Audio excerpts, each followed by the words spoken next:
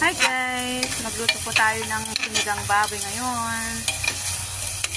Yan po guys.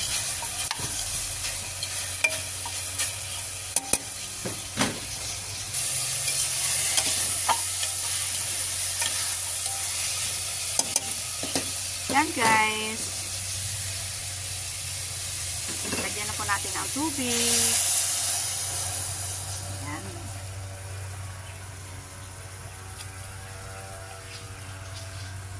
Guys, boiling water po yung nilagay natin para agad siyang mag-boil.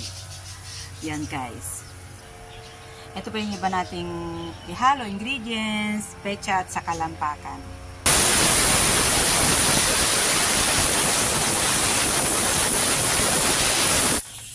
Napakaganda po talaga itong pressure cooker na nabili ko po. Binili ko po to sa Indian store.